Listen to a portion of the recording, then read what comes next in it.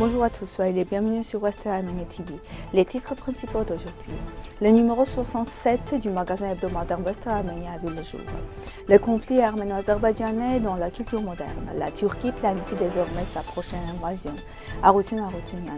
Extrait de l'histoire du massacre du Nahricevan. Les atrocités turco-tatars à Gülis. Les banques exigent que les familles des citoyens d'Arsar décédés ou disparus remboursent leurs prêts hypothécaires. Le gouvernement de l'Arménie orientale n'a pas encore proposé de solution.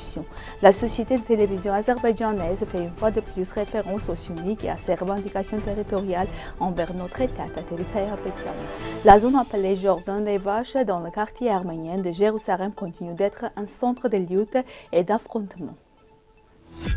Le 67e numéro du magazine hebdomadaire West Armenia a été publié, qui revient sur des événements importants de l'histoire, de la culture, des problèmes actuels du peuple arménien. Ce numéro présente un certain nombre de documents remarquables, notamment les représentants des collectivités territoriales françaises ont rendu hommage à la mémoire des victimes du génocide des Arméniens. Cette initiative démontre le soutien continu de l'opinion publique française au peuple arménien en ses efforts pour rétablir la justice historique.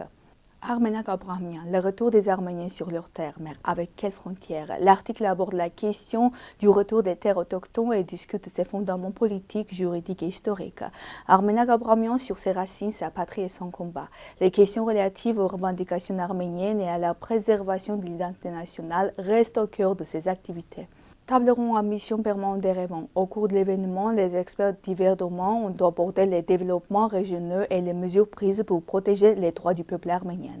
L'Azerbaïdjan a détruit l'un des principaux monuments de la culture mégalithique de l'Arménie, la grande armure de plateforme d'Al-Lake. Cet acte est une nouvelle preuve de la politique de destruction systématique du patrimoine culturel arménien menée par des autorités azerbaïdjanaises. L'hebdomadaire continue de couvrir des sujets importants liés à la question arménienne dans le but de soulever les questions de restauration de la justice historique et de préservation du patrimoine arménien. L'hebdomadaire est disponible en arménien, turc, anglais et français.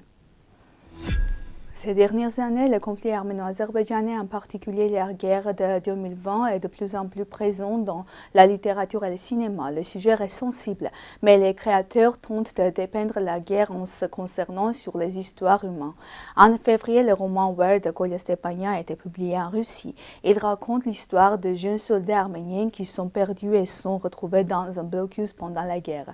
Le roman reflète leur expérience, leur humour et leur peur alors qu'ils tentent de retourner dans leur unité militaire. Le film documentaire 1489 est devenu très populaire aux Pays-Bas, racontant des histoires de perte et d'espoir sur fond de guerre. Il a remporté le premier prix du Festival du film documentaire d'Amsterdam. Ces œuvres prouvent que la guerre n'est pas seulement une question de territoire. Il s'agit de destins humains qui doivent être résolus sans tomber dans la haine ou la propagande. Il y a un désastre en Syrie, le nom de ce désastre est la politique turque qui appelle Barèche. Assad et Erdogan, autrefois proches, ont connu une rupture prévisible. Si Abbas Assad était encore en vie, il aurait sûrement mis en garde son fils contre cette alliance illusoire. Aujourd'hui, les Alaouites, considérés comme des descendants des Arméniens de Cilicie, sont massacrés. L'histoire se répète. Après les génocides au début du XXe siècle et les massacres de Sumgaït, Bakou et Maraga, l'Artsakh a été sacrifié sous prétexte d'une fausse paix. Désormais, c'est l'Arménie elle-même qui est massacrée. Jamais la Turquie n'a eu des conditions aussi favorables pour poursuivre son projet expansionniste et enterrer définitivement la question arménienne. Nous avons dormi tandis que méthodiquement aujourd'hui il avance vers une nouvelle invasion. Leur paix n'est qu'un répit stratégique. Un turc paraît signifie faire la paix, mais pas dans le sens où nous l'entendons. C'est une trêve trompeuse avant de redevenir ennemis. Signer un traité aujourd'hui, c'est répéter l'erreur de la Syrie. Si nous restons passifs, nous risquons de ne pas voir 2026. Après le traité de Batumi en 1918 entre les Turcs et les Dashnak, les Turcs envahirent le Nahricevan. L'État azerbaïdjanais nouvellement créé en collaboration avec Turquie se fixa pour objectif de conquérir la province de Goten dont le territoire correspondait aux régions d'Ordubar et en partie de Ganzak de la République autonome du Nahricevan. La capture de Gavar devient un projet très important pour l'alliance turco-azerbaïdjanaise car c'était un territoire qui reliait les deux. Khalil Bey fut nommé gouverneur militaire de la région qui commença rapidement à mettre en œuvre son plan. En été en automne, les massacres d'Arméniennes commencèrent dans la Provence. Les événements de cette période sont décrits en détail par l'historien Edik Zorabian dans son livre Charur Nakhichevan en 1918-1919. L'histoire du génocide des Arméniennes du Nakhichevan dans laquelle il est écrit notamment.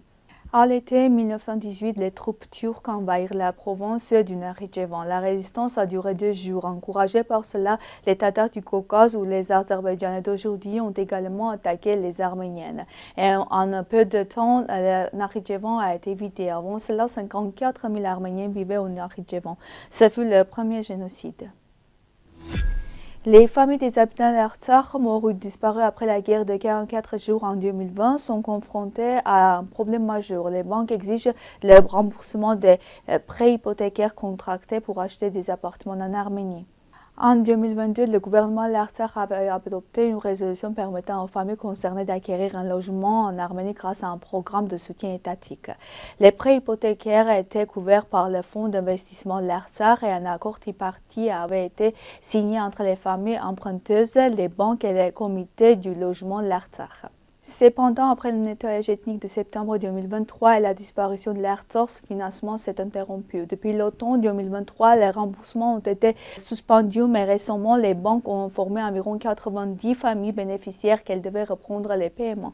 Faute de règlement avant le 5 mai, leurs prêts seront considérés comme en souffrance et leurs biens risquent la confiscation. Le journaliste d'Artsakh, Liana Petrosian, reçoit de nombreux témoignages de familles en détresse alertées par des banques sur leur obligation de payer les dettes de leurs proches décédés ou disparus. Selon elle, aucune clarification officielle n'a encore été apportée par le gouvernement arménien. Haïk Ovsepian, qui coordonne les demandes des habitants d'Artsakh sur cette question, affirme que des requêtes ont été envoyées aux autorités arméniennes, notamment au ministère du Travail et des Affaires sociales, mais aucune réponse n'a été reçue.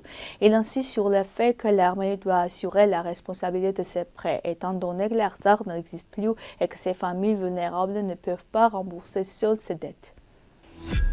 Le télégramme envoyé il y a quelques jours par l'historien candidat en sciences historiques, ancien membre de la délégation arménienne à l'APCE et chercheur sur l'Azerbaïdjan, Tatevi Karapetyan, après le discours d'Aliyev et Ankara, dans lequel il déclare qu'il avait une fois de plus falsifié l'histoire et avancé des revendications territoriales de facto sur la région de Syunik de la République d'Arménie. Après cela, toute la sphère de l'information au niveau des députés et d'autres s'est employée à prouver les mensonges d'Aliyev sur Syunik. La chaîne télévision azerbaïdjanaise AZTV fait également partie de cette campagne et dans son émission du dimanche en prime time, elle aborde une fois de plus le Syunik et les revendications territoriales contre notre État, rappelant l'injustice historique et les divers discours d'Aliyev dans lesquels il affirme que le Syunik est un coin pour le monde turc. Ce n'est un secret pour personne qu'après Artsakh, l'appétit de l'Azerbaïdjan s'élargira vers le Syunik. Il suffit de connaître un peu l'histoire, mais les tendances actuelles, notamment les discours prononcés par Aliyev depuis Ankara, sont véritablement préoccupantes. À mon avis, AZTV exprime la direction et les objectifs des prochaines démarches agressives d'Aliyev.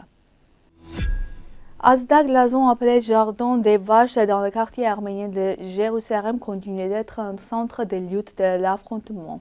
Au printemps dernier, sous la surveillance de la police, un groupe de représentants d'une société israélienne qui avait loué le Cow Garden pendant 98 ans est arrivé dans la zone et a détruit 2 cabanes installées à cet effet. Les jardins des vaches devaient passer au côté israélien en vertu d'un accord controversé signé par le patriarcat arménien de Jérusalem. Mais la partie arménienne l'a ensuite complètement annulé et a saisi la justice. Les Arméniens locaux continuent de se battre pour garder le jardin arménien. Le jardin des vaches occupe 25% du quartier arménien. La société israélienne Kansa Garden, invoquant ce contrat controversé, tente de reprendre les bâtiments et 5 maisons du patriarcat arménien afin de construire à leur place un hôtel de luxe. L'archevêque Nouran Manoukian, patriarche arménien de Jérusalem, a souligné qu'il n'était pas au courant de cet accord et a blâmé l'un des moines qui a déjà été déclaré excommunié pour sa signature. C'est tout pour aujourd'hui. Merci d'être avec nous. Au revoir.